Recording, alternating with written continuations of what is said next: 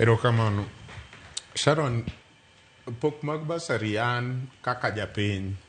anyalo wacho ni kaber to nengo gol kata kuom wabunge teri e county nikech ward ni machiegni gi jopiny kabisa kendo e ward level yot ng'eyo ni wan gi nyithindo adi e ward ni mane high school, wan gi nyithindo adi mane university, wan gi nyithindo adi mane prime, yot ng'eyo gi e ward. To constituency koro yudo ka constituency moko nigi wards 5 kata 6 to gin overpopulated. Aparo ni auditor general kato ne okan akmana control of budget control of budget sorry. Aparo ni kato no luoro mana wang wabunge nikech kata mana chik mawacho no sani wabunge no odhi amend gik moko mowuok ni koro NGCDF ni gin gionge gigine fund no gin mana patron mar fund no. To ere kaka inyalo oversight fund ma ine patron kendo nikech pod oversight mar national government ni e lwet wabunge. So anto kipenja tanyalo wacho ni afadhali ne wagol basari nikech the basic the bottom line en ni basari ji dwaro mamano to kik wawuondre kata bed mana control of budget jopiny dwaro basari kendo it is budgeted for during the budget. Koro wagol all the scholarships gi basaries mag ministry national government wagol mag wabunge wabwaket e county ka county to wawach nikech governors nigi scholarships to scholarships go nitie nyithindo ma dhi through school mana gi scholarships mag governors kigolo gi sani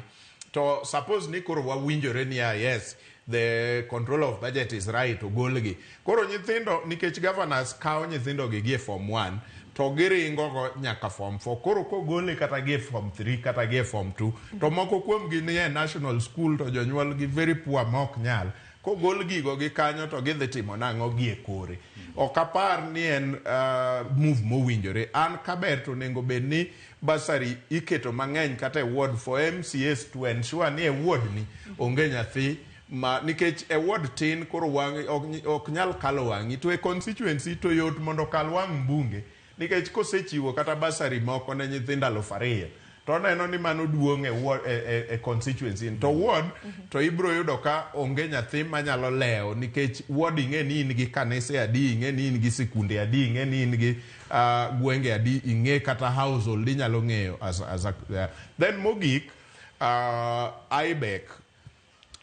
kaber to nengo bed ni wabedo gi dongruok e omenda mimiyo counties iga ka iga ok onengo bed ni iga ka iga wayuare. Omiyo adwa yie gi proposal moko manyocho wuok e treasury ka wawacho ni kaber to kata budget ok onengo bed ni the country sani koro kama Kenya gike kaber to ok onengo bed ni wayuare kata e budget iga ka iga onengo bed ni watimo kata budget achiel mar higni 2 kata 3 kutambo wa implement nikech sani gima timore kodwa Sharon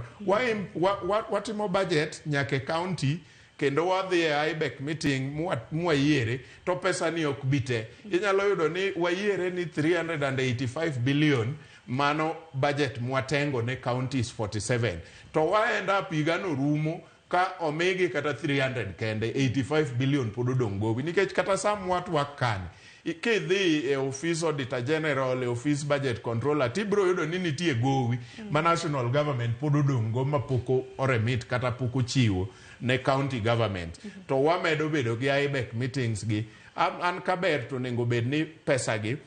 chorore higa ka higa to kaber to bendo owinjo bed ni watimo budget kata bang' higni 2 to wa ensure ni